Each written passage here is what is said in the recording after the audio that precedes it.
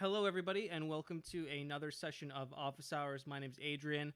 I am the CEO and founder of Groundhogg, and today we are going to be talking about webhooks and specifically how to deploy webhooks in your site, when you should use them, when's a good time to use them, and exactly how do you go about implementing them. So good stuff today. But before that, a few announcements, actually a lot of announcements before we get into the crux of it. So first off, if you at any point have any questions, feel free to just pop those in the live chat section. I have it off here to my right, which is why I keep turning my head over. But at any point you have a question, just pop it into that section. I'm going to repeat it so everybody has the benefit of listening to it if they didn't read it, and I'll answer it live right here on the call for you. So any point if you have questions, just type those into the chat area, and I am monitoring those closely. This office hours will be recorded and posted on academy.groundhogg.io, as is all of our previous office hours as well. So if you want to watch a replay of this session or a replay of any other session, you can hop over to academy.groundhogg.io and watch those recordings there. Also available on YouTube. And I went to the end somehow. There we go. So first announcement is we won an award, which is really, really cool. We won something called the Stevie Awards in the Best Software Tech Startup of 2020 category. So that is super cool. It's the first award, the first gold award that I've ever won, ever. So that's kind of pretty cool. Of course, none of this would be possible without our community members and our customers and our users. So everybody on the call today, as well as anybody else who listens to this after the fact, I want to thank you personally for helping us achieve this and helping us win a gold medal. So super cool and extremely grateful. More information about the Stevie Awards is available on a press release available on the Groundhogg blog. That's groundhogg.io/blog. Next announcement, we have a special promotion currently going on. It is our 3-year term special. And that the end of this offer is fast approaching. It ends on May 31st. Essentially, you buy 2 years of a license and you get the 3rd year free. So that's super exciting. If you are a current Pro license holder or you have a Plus agency or Pro license, we are offering prorated upgrades. So you can actually pay for essentially just an extra year and get 2 years. So that's super cool for anybody who wants to take advantage of that. Again, essentially, you buy 2 years, you get one free up front and available till May 31st, which there are only a week and a half left of May. So make sure that if you want to take advantage of this, you're sincerely thinking about it. If you want that prorated upgrade, make sure that you message us on live chat or open a support ticket so that we can send you a special link to claim this offer. Next, a couple weeks ago, we released a direct integration with SendGrid, and it sounds like somebody's hammering something somewhere, so I apologize for that in advance. But we have a direct integration with SendGrid now available, so if you've been previously using the SMTP plugin in order to do your SendGrid integration, you should drop that immediately and go download our brand spanking new SendGrid integration. It's bounce and complaint tracking enabled, which means that if someone clicks the spam button in something like Gmail or Hotmail or any of the Outlook providers, then SendGrid will be able to inform Groundhogg that action happened and then subsequently take that person off of the list so you stop emailing them. So super cool stuff going on there, and that is available in the SendGrid integration. The next extension, which just came out yesterday, is our new advanced custom meta fields extension. Now this is a CRM improvement extension, and what it allows you to do is create admin layouts in the contact editor to edit custom fields that may be specific to your business.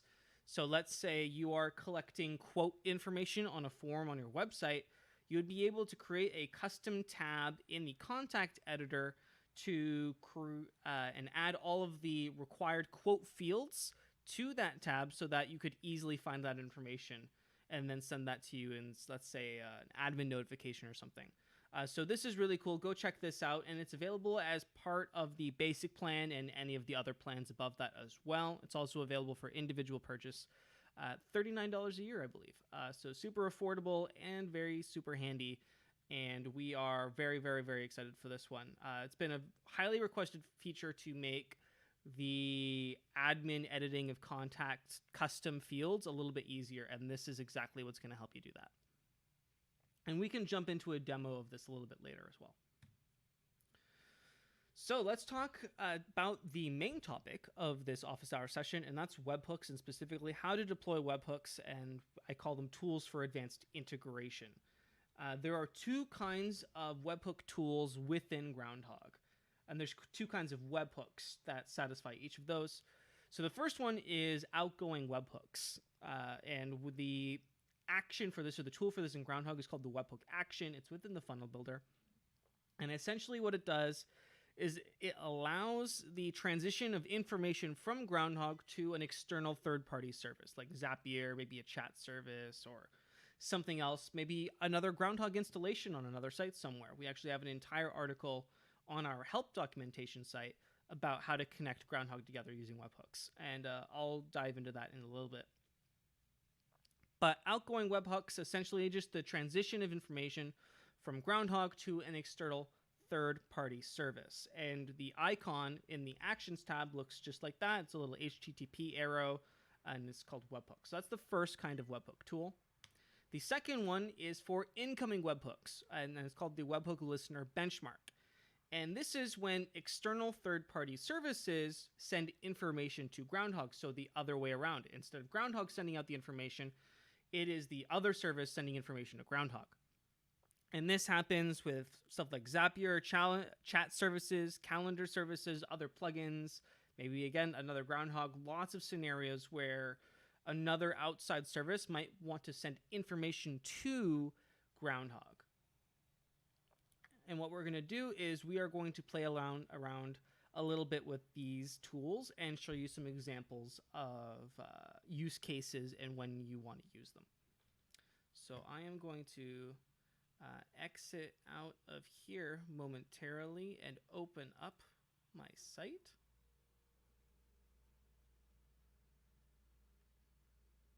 Let's go ahead and make this full screen. If I can remember how to do that. There we go. Full screen.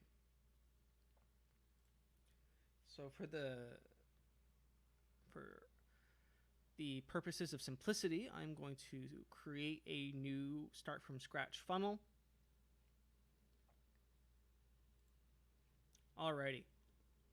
So what we're going to do is we are going to, in this example, send information from Groundhogg to an external third-party service. Now, I don't have any other third-party services requiring information from Groundhogg currently set up, so I'm going to use this nifty tool called webhook.site.com, and I'm going to pull this up here. And let's full screen this. So this is webhook.site. It is a webhook testing tool, and essentially what it does is it creates kind of a little local dev environment for you. And you can copy this URL and then paste that into Groundhogg, and then it'll show you the information that you're actually sending to it. It's extremely nifty for debugging stuff. So what I'm going to do is I'm going to copy the URL from webhook.site, and I'm just going to save that for later. And I am going to go back to my funnel here, and I'm going to add a new step, and I'm going to go to the Actions tab because I'm adding the webhook action. I'm going to scroll down, and I'm going to select the webhook action. So this is for outgoing webhooks, meaning sending information from Groundhogg to somewhere else.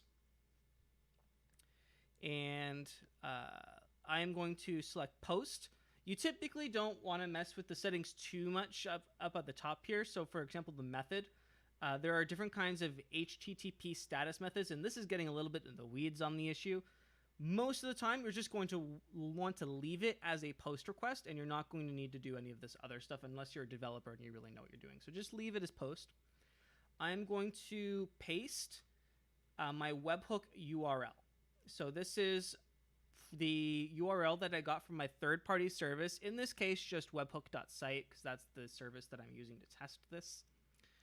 And I am then going to switch the content type to JSON. I can also leave it as form URL encoded. It doesn't really matter for most services, but for the purposes of demonstration, I'm going to send it to JSON, which is a data type for transmitting information. I'm going to scroll down, and then I have these two table sections here. I have headers and I have params or parameters. Now, you can most times ignore the headers. In the header section, this is where you would put something like API key information if you're doing an authenticated webhook request. Most of the time, you're not going to need that, especially if you're using like some sort of special URL. But if you're sending information to an API endpoint that requires authentication, then you could most likely put your authentication information up here in the headers, and this is where an API would go. You'd do something like authentication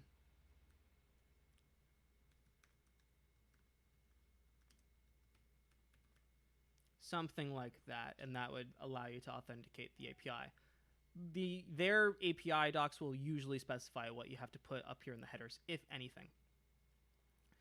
Down here in the params, this is where we are going to put the bulk of our information, so the actual stuff that we want to transmit.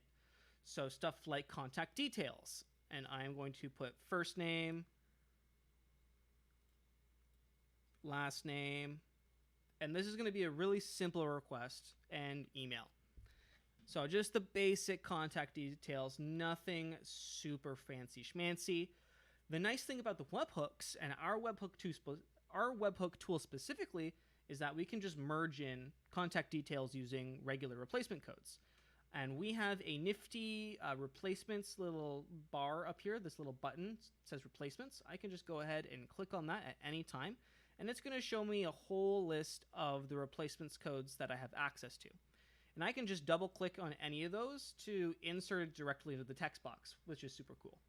So for the last name, I want to insert last name as well.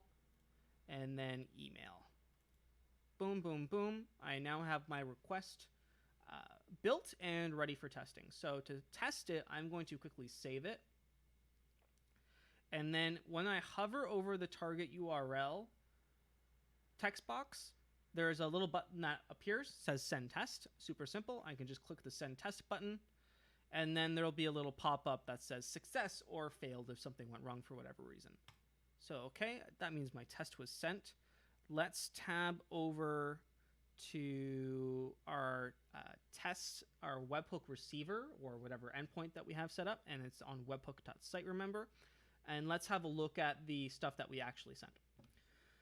So in the right hand side here we have headers. So if you remember from our actual configuration, we have this headers thing here which adds the headers.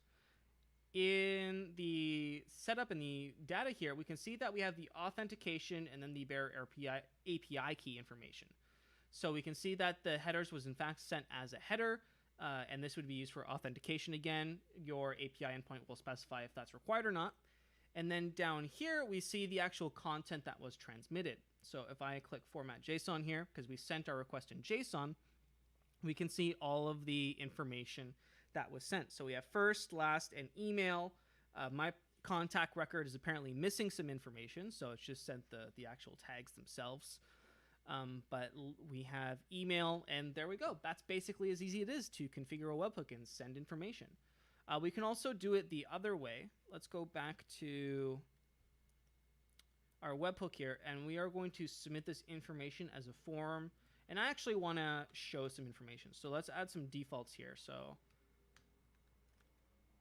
just so that it shows as actual information. For anybody who doesn't know, by the way, you can add defaults to replacement codes by doing a double colon and then whatever the content you want to act as a default. So let's say you want to do hello friend. If the first name is not available, then you could just do colon, colon, and then friend. So for anybody who doesn't know, that is how you do default for replacement codes. So now we have our request being URL form encoded. This means that the post request is basically the same as you submitting a form on a website and acts identically. So let's go ahead, save our new configuration, and then we can go ahead and test it. Success. Let's head over to our site, and we see that the new request came in, and now we have our brand new request shows in and comes in as a form, and we can see that our default replacement code worked.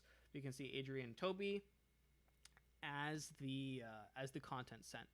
So really easy stuff going on here for webhooks, and that is how you can send outgoing webhooks from Groundhogg. And in a moment, we're going to deep dive into receiving webhooks, which is like a whole other thing. So be excited for that. But first, I'm going to pause for a minute or two, and I see a lot of comments came in and a few questions. So we're going to go through those in a moment, and then we're going to move on to the Webhook Listener. So comments. I have to scroll up to the top here. Okay, so we see a couple of congrats from a few members. Thank you. That's in relation to our gold winning for the Stevie Award, so thank you very much for that. Mark Williams says, I used the webhook functionality in a funnel when I transitioned to Groundhogg last weekend. This allowed me to retain some lower priority automations I have on my old CRM by calling the appropriate webhook from a Groundhogg funnel. Was very easy to set up, allows me to move things over gradually, and it has been working flawlessly. Well, it's good to hear that the webhooks are working for you. That's awesome. It's a very interesting use case, using it in transitioning over gradually by just kind of moving people over in funnels wherever they get to. So that's certainly an interesting use case, and I'd love to learn more about that at some point. So maybe open up a ticket and we can talk a little bit about what that looks like and maybe create a use case. Cool stuff right there. Fernando says, you're awesome. Thank you, Fernando. I appreciate that. Best customer support I know, and I'm glad that you think we have amazing customer support. We really work hard and take a significant amount of time out of our day in order to ensure that our customers are satisfied. So I appreciate that comment, Fernando. It doesn't look like there's any questions, but I'm going to give it another 30 seconds to see if anybody wants to pop in with a question about outgoing webhooks from Groundhogg. There is a little bit of dead space in between when words leave my mouth and they reach you, about 30 seconds. So if there's an awkward silence pause, it's just because I'm waiting for the my words to actually get to your computer. So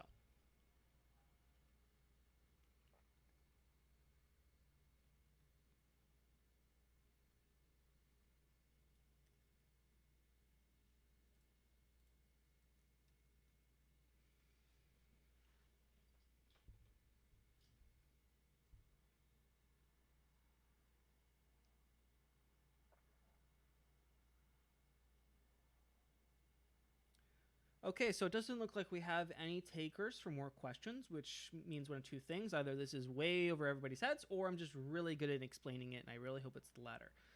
There is no such thing as a dumb question or a silly question, and all questions here are created equal. So please make sure that if you have a question, even if you think it's an easy one or too simple to ask, I can assure you that's not the case. So never be shy, and if you have a question or you're not sure about something, let me know so that we can all move forward at the same pace and on the same level. Jonathan comes in clutch with a question. He asks, what about Zoom webinar integration with Groundhogg? We have a Zoom integration in our calendar plugin, but that's really for one-on-one meetings. I'm not sure if that's what you're talking about.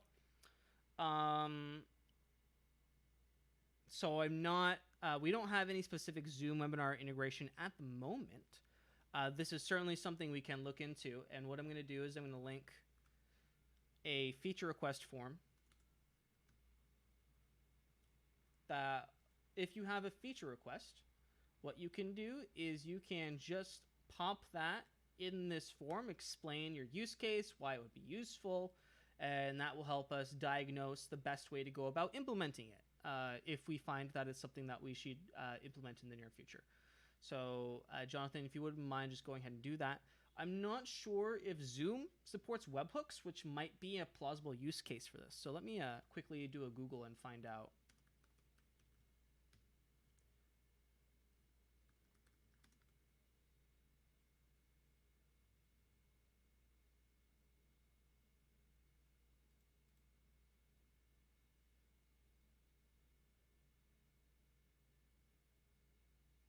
It looks like Zoom has a variety of webhooks for webinar events. So something like webinar sharing started, sharing ended, registration. Where do you... so that's an interesting use case, Jonathan, and it looks like it might be actually possible to integrate Zoom via our Webhook Listener tool, which I'm going to get to in a moment, although I don't know the exact steps to do that right now. I have just the documentation on my other screen here, and it looks like this might be an interesting tutorial to do for a later date. So I'm going to put this one in the back pocket for now, and maybe that's something we can look at in the near future for you. But for now, there's a few other questions that I'm going to move on to.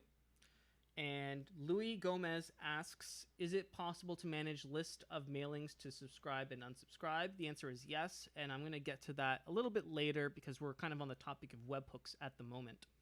So I'm going to make sure that I'm going to put that in my back pocket as well, and we're going to talk about that a little bit later. So stay on the call, Louis. Dano Sullivan asks, it looks like there are about 129 ways to send email in Groundhogg.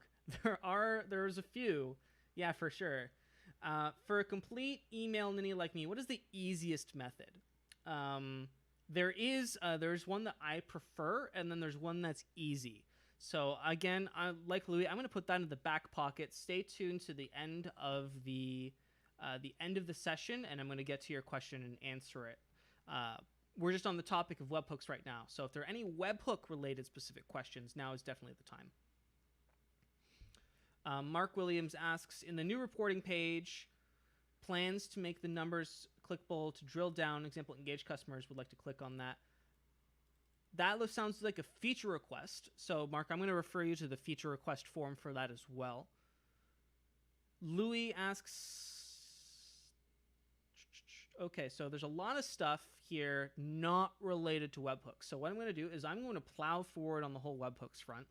And then I'm gonna burn through that quickly, but succinctly and informatively, and then I'm gonna get back to all of these amazing questions that I have here in the chat. So let's quickly move on to our webhook listener, which is the other end of the webhook spectrum. So this is receiving information from external third-party services like Zoom, Zapier, chat services, other plugins, you name it.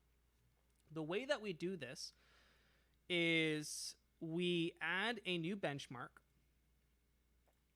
And so the webhook listener should be the final benchmark on the page. And it is this kind of backwards arrow with HTTP in it. And it's a really easy to configure. So all that we have to do is we have this URL here. Now this is a special URL that is used to capture the information, any information sent to it via another service. Now, in another tab here, I have something called Postman open, which I'm actually going to open right now because it's not open. Postman is kind of like a developer webhook testing tool. I don't expect any of us to necessarily know exactly how it works or how it operates or why you need it. If you're not a developer, it's probably a little bit advanced for your need. But just for the purposes of demonstration, I'm going to be using this to show you how the transition of information to Groundhogg works.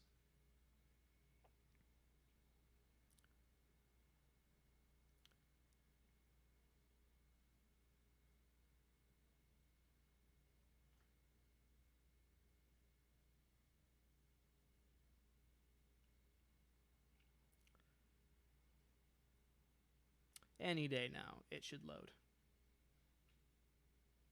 There we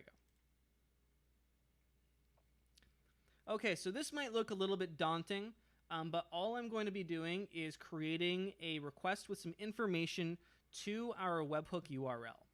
So I copied the URL from my webhook listener benchmark here, and just do that by double clicking on it and Command C or Control C for whatever service you use. Let's go back to Postman. I am going to be creating a post request to this special URL that I have here.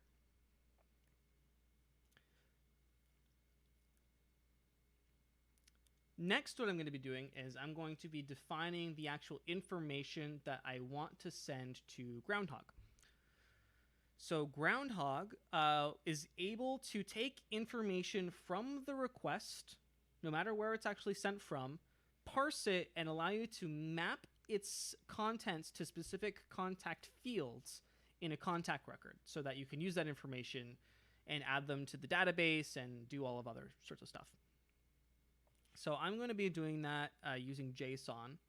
Again, not necessarily something you need to know, because the services that you'd be using to actually send information would do this automatically for you in most cases, and this isn't something you'd necessarily need to know. But I'm going to do some quick code here.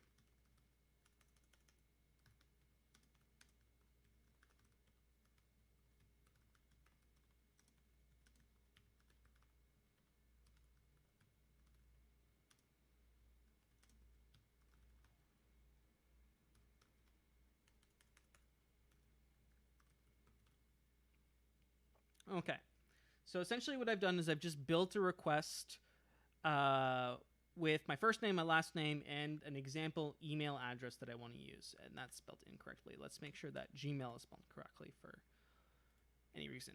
There we go.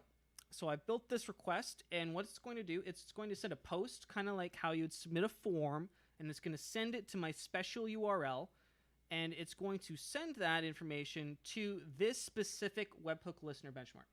Something interesting about Groundhogg is that it has specific URLs for specific benchmarks, and it's not kind of just like all bunched into one, which means that you can place different benchmarks and different webhook listeners anywhere you want. And that's something really, really unique about Groundhogg that I don't think other platforms necessarily have. So cool stuff. For this next step to work, I'm going to need to activate my funnel so that the benchmark can actually receive information. So I'm just going to go ahead and do that. I can now go back to Postman, and I'm going to send that information. There we go. And it looks like it worked because I got a 200 OK status, and I actually got a message from Groundhogg saying, I need to set up my field mapping. Now what this means is if I go ahead and refresh my funnel here, here is the response or the information packet that I got from the external third-party service, in this case, Postman. So I got my first name, I got my last name, and I got my email address. And now what I get to do is there's this button down here. It says Map Fields. I can click on this button, and it's going to pull up this table here where I am going to map the information from the request to my contact record fields. I can say I want first name to map to the first name of contact, I want the last name to map to the last name, and I want the email address to map to the email address. I can then go ahead and I'm going to go and save those changes. And if I open up again, those changes are saved now. And now if I do the same thing again, going back to Postman and sending that information, just like so, I actually get, we can see that the contact record was created because the default response is the actual contact object, which is super cool. So if you have some sort of like custom stuff going on, you can get the entire contact object back from Groundhogg and then manipulate that in any way that you need to. So let's go back here for a moment. And if we go to the reports for this now,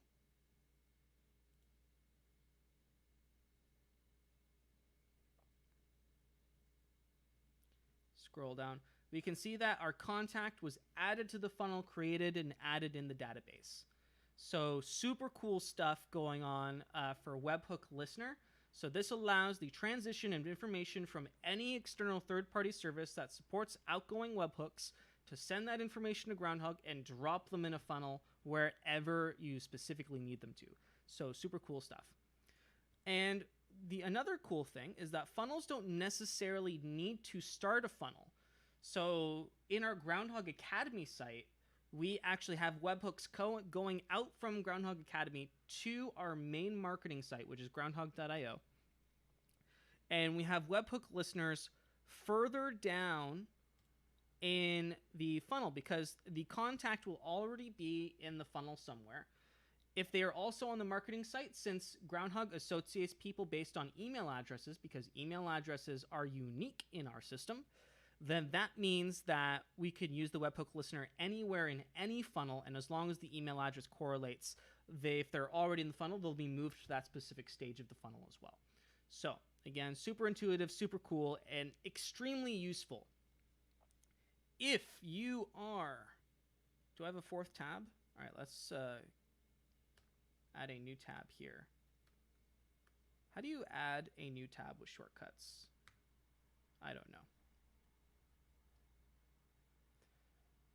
That is not it. Is it Alt-N? That's incognito. I don't know how to add a new tab. Let's just do it the old-fashioned way. There we go.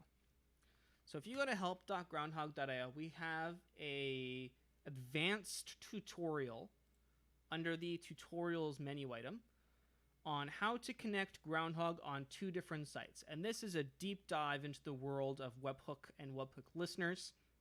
It's really valuable if, let's say, you have an LMS site somewhere and you have a marketing site somewhere and you have an e-commerce website somewhere. This is the most elegant solution that I found that will help you connect Groundhog on all 3 different sites and maintain a cohesive list of your contacts on one site while having Groundhog doing other stuff on other sites. So great stuff to be found here in this article, which I am linking in the comment section. There we go. Okay, so if I'm going to give it a minute for webhook specific related questions, and then I'm going to go back to all of those other questions that were originally asked and take kind of like an open season questions round. So please, webhook related questions on the floor.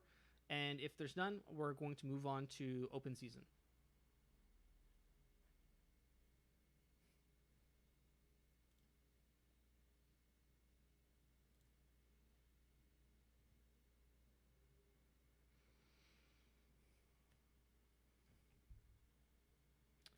So Louis asks, is it better to use the API instead of a webhook? That depends. So Groundhog does have a fully supported REST API. And in some cases, using the API might be better than webhook, but it really depends on the use case. In most cases, for like low-level basic stuff, the Webhook listener and using webhooks is going to be just as powerful as using the actual REST API. The REST API is really the developer area and is useful for when you require like specific authentication and credentials and lots of stuff. If your use case is simple, just like what I demonstrated, sending first name, last name, and email address, use the webhooks. That's what they're there for, and it makes integration with other services really, really easy. So hopefully that answers your question, Louis. Thank you.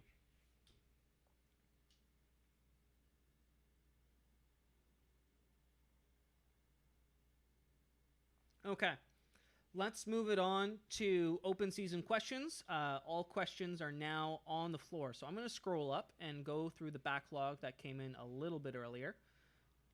So let's start off with Dano. So Dano asks, there are 129 ways to send email in Groundhog. Yes, there are many to choose from, and there's soon going to be more on top of that with Mailhawk coming out soon. Man, I've been teasing that for a long time. I'm gonna have to get in gear and get that out. So for someone who is choosing email for the first time, and there's so many options, which is the best one? So I'm going to share you the one that I prefer, and I'm going to share with you the one that is the easiest. So the one that I prefer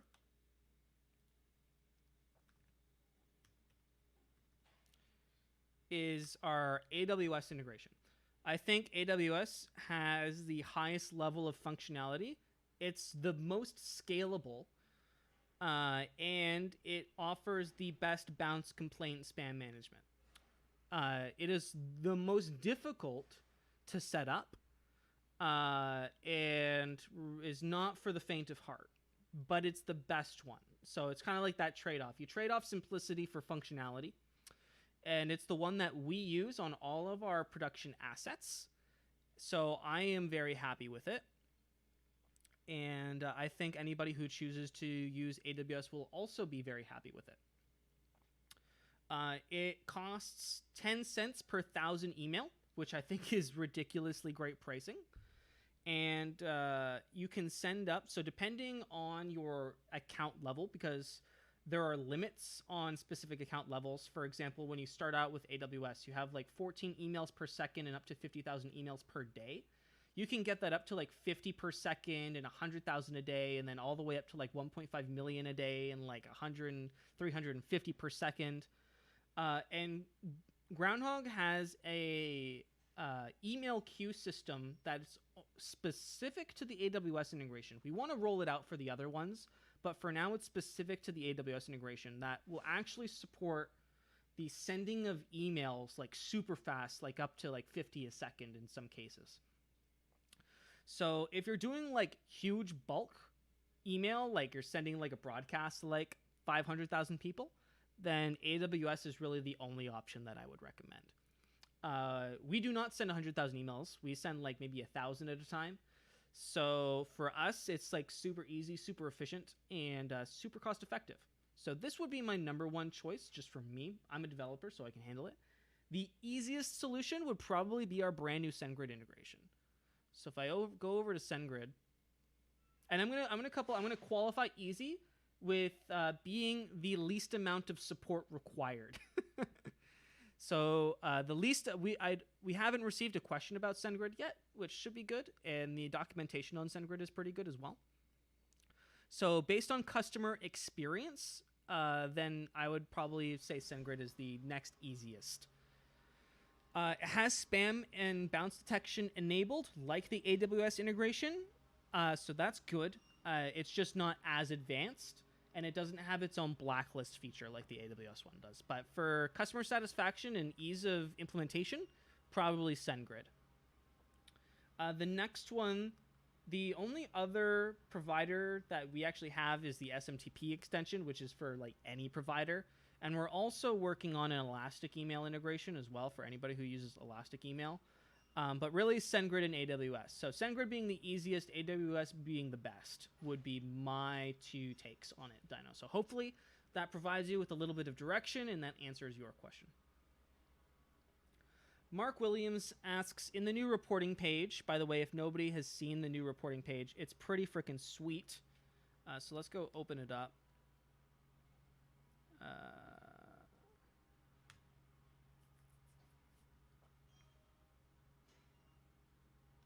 Let's make this full screen so you can see it in all its glory. The new reporting page is pretty cool, if I do say so myself. We have these like really nice looking graph. We can see the number of engaged contacts and confirmed contacts and open rates and click-through rates and lead scoring and email stats, and it's just really, really, really cool, and I'm really, really, really happy with it. And the question is, can we make these numbers clickable? And I think that's the question. So like new contacts, confirmed contacts. The answer is yes, we can make them clickable. It's just a matter of when and specific use cases and implementation and all of the kind of like less fun stuff. So what I would recommend, Mark, is if you want to see these numbers be clickable, log the request. There's a lot of them pending. And if it's easy and it's something that we think is going to be super useful, then that's definitely something that we can investigate further. So that's my answer for that. Log the feature request, and we'll see. Louis asks, so this was from an earlier question, which was, is it possible to manage list of mailings to subscribe and unsubscribe? And he qualifies that with, if I want to subscribe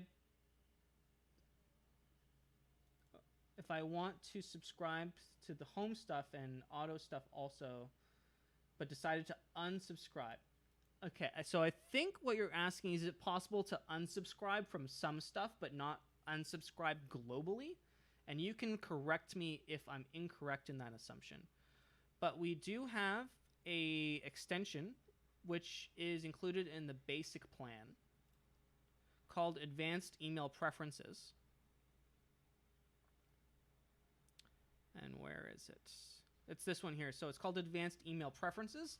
And what it allows you to do is it allows you to select specific tags to show on your email preferences page that people can unsubscribe or subscribe to without globally unsubscribing altogether from Groundhogg. And we actually have it enabled on Groundhogg, and if I go and manage my preferences, so if I click on change email preferences from my email preferences page, I can see that I have some tags here that I can unsubscribe myself from. So like deals and promotions, notifications update, office hours for our office hours reminders, and product releases. So if I wanted to no longer receive office hours reminders, I could just click that. And instead of clicking unsubscribe me, I can just go ahead and click save those changes. That way I'm not unsubscribed and I still receive the information for updates and notifications, deals, promotions, product releases, while not receiving emails related to office hours. So some cool stuff there. And that is how you can manage subscription to specific topics, quote unquote, within Groundhogg. Again, for anybody else interested, this is done with the Advanced Email Preferences extension.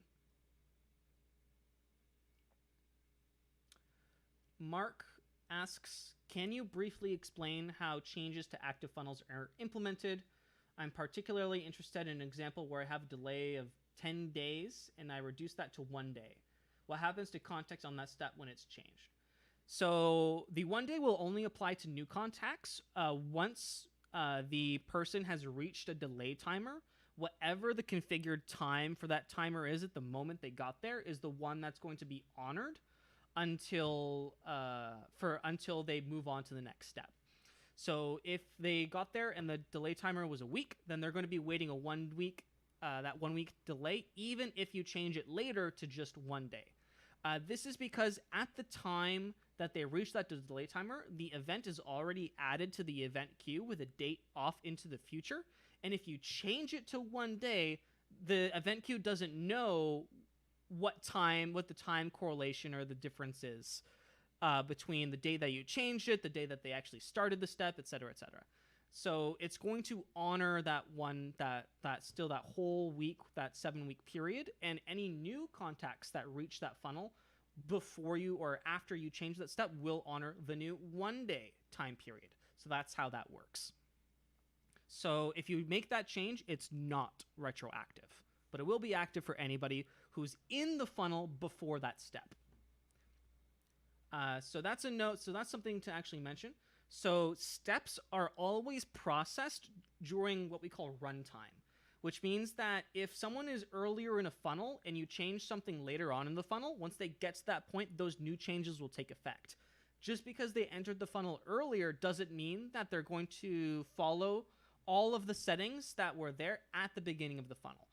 It'll always be, if you make any changes before a contact gets to that point in the funnel, those changes will take effect for that contact, but not any contacts that have already passed that step.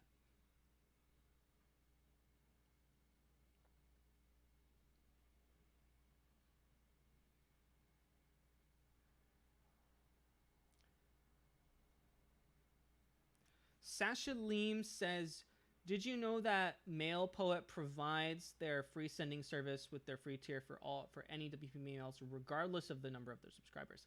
I did know that, and I don't know how they can afford that.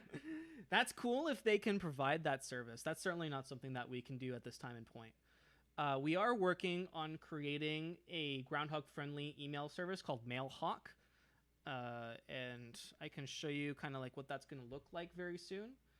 So Mailhawk is going to be kind of our Groundhog-friendly email service. It's going to be similar to SendWP for anybody that's familiar with that service, but much, much, much better. It's going to have spam and complaint management, and it's going to have a really tight integration with Groundhogg and other of our kind of like friendly WordPress plugin suite. So that's going to be interesting. This should be available sometime in the near future, hopefully before the end of the month, really. So this is not going to be a free service, though. It's going to be paid. It's going to be around $14, $15 a month for like 40,000 emails a month with some other tiers. Very similar to the SendGrid pricing, because that's really kind of the audience that we want is SendGrid users. And just having that super tight integration with Groundhogg. So that's really, really where we're going to be. But we're not going to be offering any free email services. I'm not sure how anybody could afford that, especially not with a company our size. So... Sasha says, please make sure GDPR well, the plugin will be GDPR, but Mailhawk will technically be a software, will be a SaaS service because it's going to be an email service provider. We have like a whole MTA backend and stuff going on, and that's going to all be proprietary for many, many, many different reasons. But the actual plugin itself will be GDPR. So hopefully that answers your question about we can't make the actual email service provider part of it GDPR. That would have a whole host of issues in terms of security and other stuff. But the plugin itself will be GDPR for sure. Louis asks, is it possible to put a link for each unsubscribe in the email footer? Well, the unsubscribe link is included in the email footer by default, Louis. So if I go look up an email really quick, let's do this in another tab just so. Let's find an email that I sent myself from Groundhogg that has that information.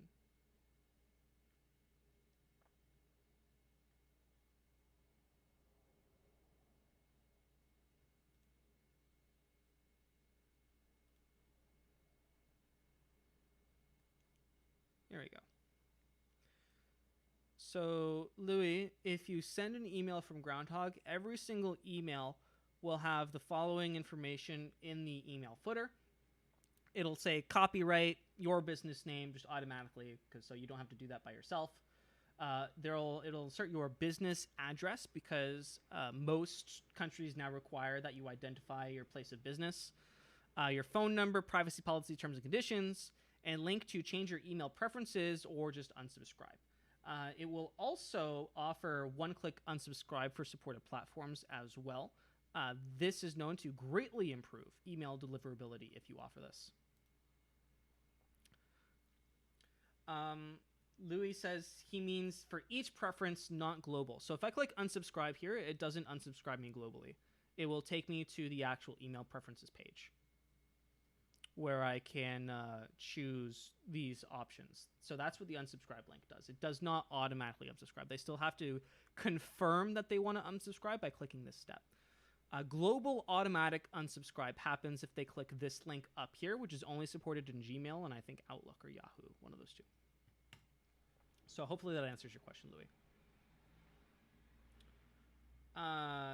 Sasha asks, okay, so that's replying to Louis. So I'm not sure if that question's for me, Sasha. Mark has a follow-up about the whole delay timer thing. Regarding the change of delay timer, is there a way to unblock stuck contacts or move them past the current step, even if it is manually? Unfortunately, this is quite an issue, and any workaround would be appreciated. So if you delete the step, it moves contacts to the next step automatically. That is an option. So if you have, let's say you put like a 99-day delay timer at the end of the funnel and you put a couple other emails after it, you can just delete that step and all of those contacts will be automatically moved to the next one. That's an option. So if you just want to move them forward, you can just delete the step and anybody's waiting will just move on to the next one automatically. So hopefully that might be a solution for you. And then if you need to add the step back in, you can just add it back in right where you put it, and everybody will move on, and anybody new coming in will then be stuck at that step again.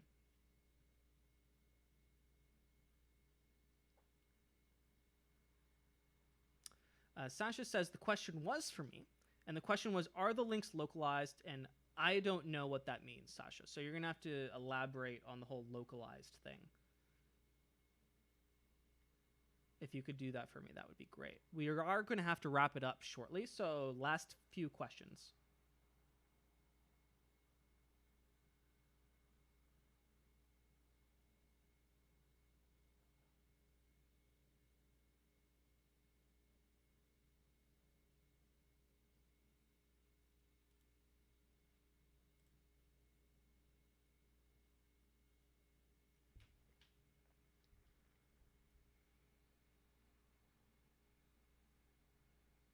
Oh, okay. So, yes. So localized in terms of language. Yes. So there is a POT file available for all of the email preferences language. You can use Loco Translate to do that. We actually have a help article about that if I go find it really quickly. So we have a whole article, a whole help article on translating Groundhog. Let's find that. And yes, Sasha, you can also modify the text in the email footer as well. So everything is supported for localization.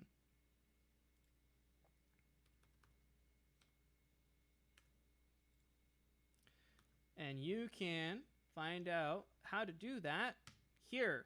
I just linked the article about how to translate Groundhog using Loco Translate, which is a free, and I can't believe it's free, WordPress plugin.